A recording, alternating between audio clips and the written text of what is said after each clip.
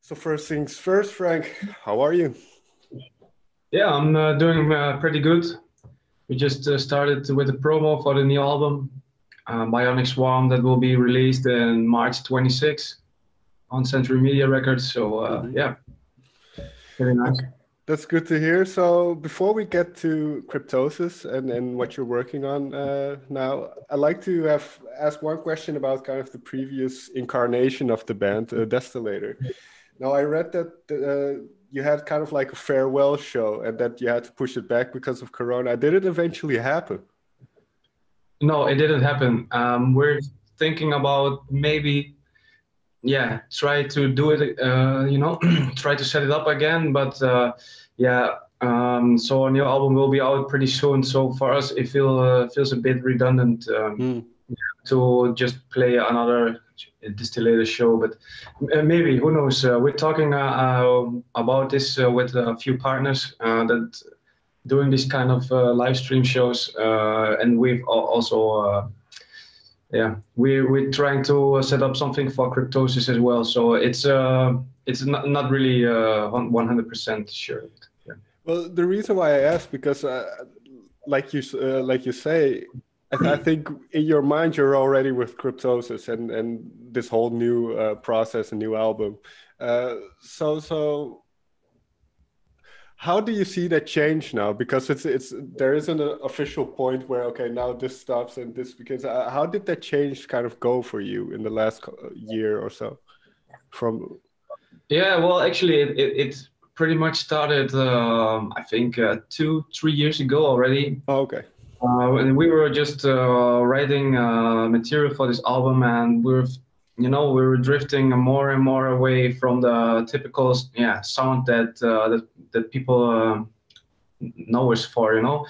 and so we kind of played with the idea and said like, yeah, maybe we should just change the name, like get a clean slate, do whatever the fuck we want, musical wise, and.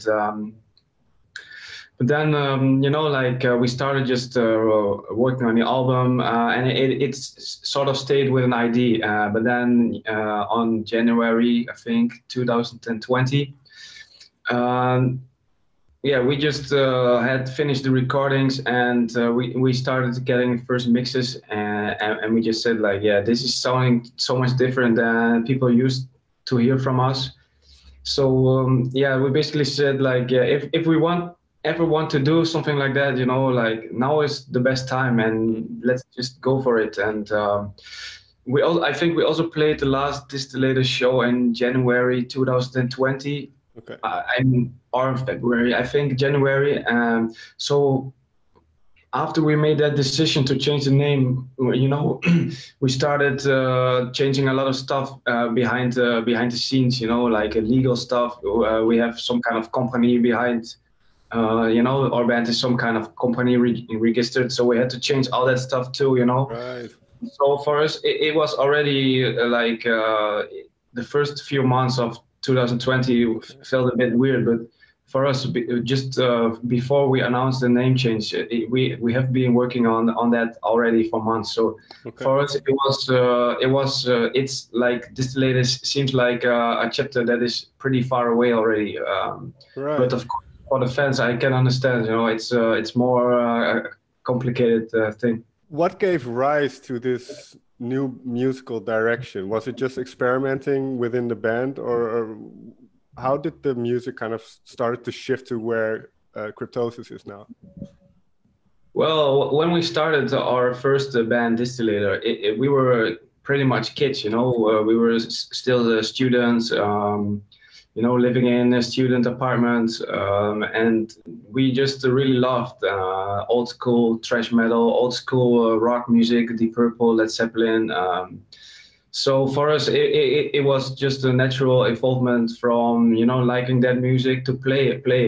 But then, whenever we went on the road, we just came across so many bands that did pretty much the same thing as we did, and yeah, we just wanted to be more original, but at the same time, we got to know more music ourselves. We have a a road crew with us, like sound engineer, light engineer, drum tech, and they all have different tastes in music. Mm. So whenever we were on the road, we were sometimes driving for 12 hours in a bus, and we just tried to listen to music that everybody brought to the roads. And from that point, we started as a band developing a different taste in music, and so I think that's that's one point that made this change. But also one other point is that we are with three people, and it's really hard to have like a big sound whenever there's a guitar solo or so we already started, I think in 2016, we started experimenting how to get the sound right, and therefore I tried to use a stereo setup for my bass guitar, with one going to sound like a bass guitar, and one was supposed to sound like something with this more distorted texture. Mm-hmm. But that didn't work out the way I pictured it myself, and so I started just doing more research, and then I found out about Rush. Like this guy is playing bass guitar, he's singing, but he's also doing a lot of synthesizer stuff with his feet. And Mm-hmm. then I thought like, wow, what a big change from the old school Rush to what they're doing, later on. And then I thought like, okay, so somehow I need to get some kind of synthesizer. I suggested to the guys, yeah, let's bring a guy, who can play keyboards, and nobody wanted that. So one point I found a Mellotron emulation pedal, Mm-hmm. and the Mellotron is really nice because it gives some kind of eerie sound, and it's not really a synthesizer, but yeah, it's a pretty cool instrument, and it's used a lot by the Beatles, for example. And then it gave us a really symphonic sound, and at the same time our sound became so much bigger, and it was just like the perfect step. And since we have like that sound, and we have the new development and musical taste, whenever we went to the studio we got so much more of a songwriting palette that we could work with. And we also said to each other, okay, don't, let's forget the old school trash. Just try to, play music the fuck we want. And so, like, I think this is pretty much the result of that mindset and that involvement. Right. What was the first song that you kind of wrote in this way that ended up on the album now? I think it was Deciphered, also Okay. the first single that we released. Yeah. Because, well, it's quite interesting. I wrote down a line kind of from the intro from Decipher. It said the year of technical subordination, which also goes into the first track, 2021-49. Yeah. What is the significance of that date, and is it a reference to Blade Runner as well? No, it's not a reference, but the album is a concept album. It's dealing with technology, artificial intelligence, sci-fi, fantasy stuff, and so the intro is just like creating a mindset or a vibe for people, that just whenever you in the past we just like put a CD in the player and just start with a bang, and when it's really in your face. But now we wanted to do it more subtle, like get more into what we're in, the soundscape that we're trying to bring. So that's basically why we did that. And the name it's not really a reference to Blade Runner, but it's more like like everything that we write about is like happening in the future, and this year is just a number, like if we could have said like maybe 200 years, but for us it feels like it's 100. I think it's 130 years from now. It's something, you know, that you can imagine, but it's not too far away in the future. But also, you know, like it's not too close to our time now. Sure. And So obviously the kind of the role that technology increasingly plays in our society and in our lives is a very poignant one. That's very, very relevant today. So yeah. how did you arrive at this concept for the record? Were you into sci-fi? Did you discuss this with the other guys in the band a lot, these technological things? Yeah, we're talking about it, of course, for many hours. But it's also like in Distillery, we wrote concept albums all the time, and so the first one was about freedom and how do you feel, you know, like how do you think you are free, and but then in the time frame from the past 100 years, you know, like Second World War, you know, a lot of these events, and then the second album was about now, you know, like the way we are living now, and the third album, there was a split album with Space Chasers from Germany. It was more or less about the future, you know, like social media, stuff like that. And so we kind of stayed on that subject, because a lot of metal bands these days, you know, or maybe all the time, they just sing about Satanism, war, you know, all that stuff, depression, addiction. But for us, we cannot really relate to that, you know.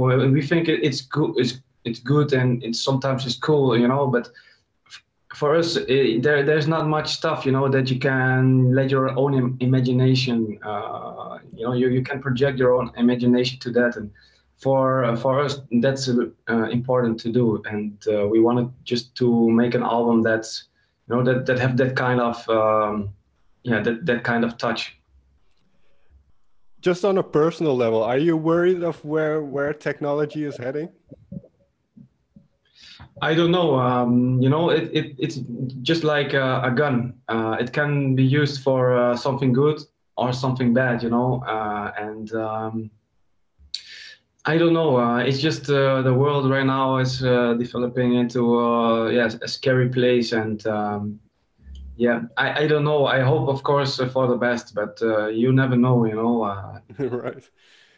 Let's get back to the musical landscape, because you mentioned kind of how that changed, and now you had that mellotron element to the sound. What was it a long period that these songs were written, or did they come out really quickly once you've kind of discovered how you wanted to create it? No, we use this mellotron setup in the split album with Space Chaser 2. But it didn't. It wasn't pretty prominent in the mix. I think a lot of people even didn't notice it, but it's there. So we wanted to make it a you know, give it a prominent place in the mix for sure, and this time. But I think we took quite some time to write the songs, but that's something we always do, you know. Like when we are recording an album, we just maybe write riffs or chord progressions for a year. Everybody, you know, at their own pace, at their own time, at their own situation. But then, you know, we collect it on our phones. But we also, you know, get those best ideas and we put them, you know, in an arrangement with a computer, with drum machines, like with really good production. So it's already really clear to the other guys in the band, like, this is my idea and this is the way I wanted it to sound, or this is the way I think it has the best yeah, the best sound maybe, or the best yeah, the best way to do this part. And for us, it's a matter of like, okay, I like it, but maybe, you know, like you can change the something in there, or maybe change the drums or whatever. Then we just tweak it and we put it in a database. So when we do this for a year, we collect I think 1 to 200 of these ideas, and Okay. then we have like a really big library where we can just pick the 10 best parts, and I'm just going to say, okay, this sounds like a really good chorus. Okay, this will be one song. This sounds like a really good main riff. Okay, this is another song. So we have like 10 riffs. That's like the basis for 10 songs. And from there, we're just going to make a puzzle, like try to match other riffs that are great too. But then most of the time, you end up just writing a lot more riffs, like Sure. to use as a glue between all of them. And so it's taken it takes pretty much time. I think in the peak we're sitting 4 days a week in the studio, maybe five, just Okay. to get everything right. Yeah. When you went through all those ideas, and I really like the riff in Transcendence. So when what did you hear in that track, or and kind of where did it come from when you went through all those ideas and you kind of, oh yeah, this is really good. What did you hear in it? What's the riff? Do you mean like intro or specific? Do you have Or a riff? well, the kind of the not the intro, but the is it the verse? I'm not technical. I think it's the verse, right? Or isn't it? Second riff after the Second intro. riff, yeah. Yeah. Yeah, that's just something that maybe Lawrence or me just we're sitting on a couch at home, watching some stupid TV and just fiddling around with the guitars, and then you just have something. It's just inspiration comes from everywhere. Okay. Like I'm going for a walk when I'm thinking about concepts or lyrics. I'm just going to walk in the forest, just to not get distracted, like when you're at home, you have your phone there, like all the time, people calling, WhatsApp, emails, computer, exactly the same. So when I'm going to the forest, I just shut off my, I put my phone in airplane mode, just walk there and just think about stuff, and think about things that I'm working on currently. And mostly after 2 or 3 kilometers, I already started developing cool ideas, and then I just record them, Yeah. in a voice memo. And when I come home, yeah, I just work it out in a document or whatever. So yeah, ideas can differ, like it can come from really different things. So sometimes when we're on tour, I'm just playing a show, and then I think, yeah, this groove, that we're playing now, if I tweak it a little bit, like more like this, it would be perfect, for a live setting. Then next day I'm home and just going to produce it and put it in the library. I find it interesting that you say that you kind of take walks and you want to disconnect almost in a way to have these ideas, because there's a line or something in the addiction, feed and repeat, which is also kind of that social media thing where we're we're made to feel, well, I don't know if we're made, but we're getting addicted to these notifications and stuff. It's always distracting and stuff. So how important is that for you to separate yourselves from that and kind of let your creativity go? Well, yeah, these systems, they are designed as like a gambling machine, to Right. keep you addicted to, streaming these news feeds. And um, I feel pretty much disconnected from that, because in a sense that you have so many people there that you maybe know or maybe don't know. So your stream becomes like something pretty interesting, because you see faces that you don't know. You see, like there's constantly stuff that is not really that interesting. So for me personally, I'm not using social media that much anymore.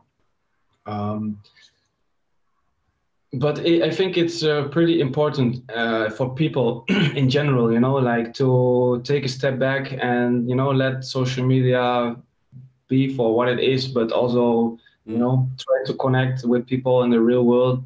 Especially, it's hard these days, but yeah.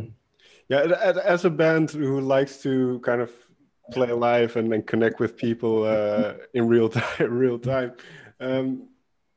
What is it? Has the last couple of months been like, and especially kind of since March last year, and now also looking forward to the tour with Vector, which is supposed to be in May, I think, but Yeah.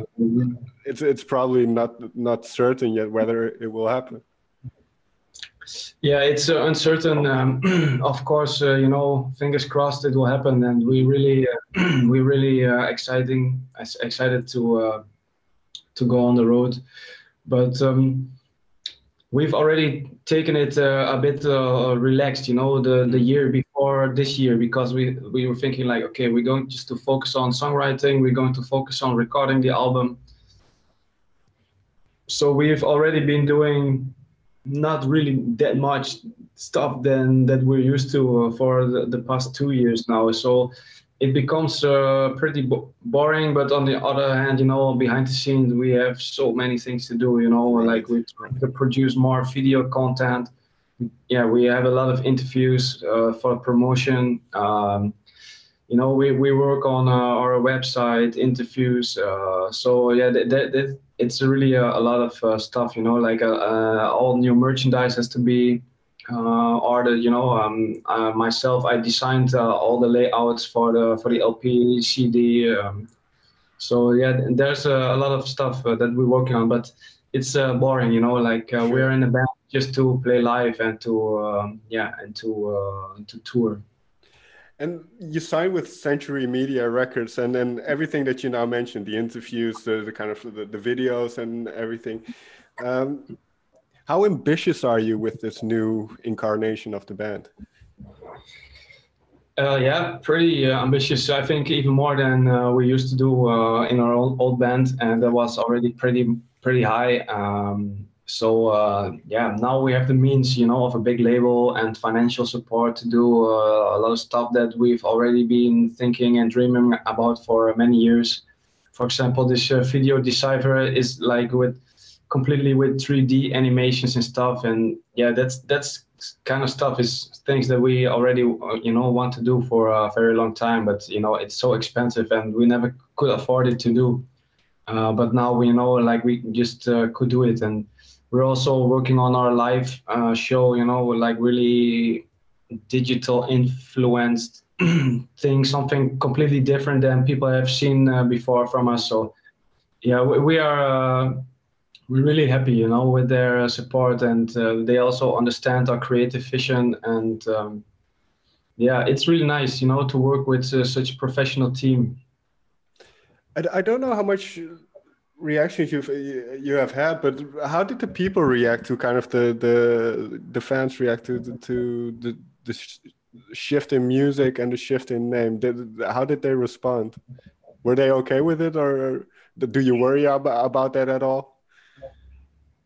And yeah, worried is maybe a big word, but we were the day before we were going to announce the name. You know, we were like, oh shit, you know, and it's serious now. Hopefully, you know, people will dig it. And we just released a video, you know, with the logo changing, and we got quite a few good comments on it. So we were like, okay, you know, it went pretty easy. You know, some people had some doubts, but then I think 2 weeks later we released the video, and all those people that said like, yeah, I don't know, you know, hopefully they're not going to try to change their music so drastically.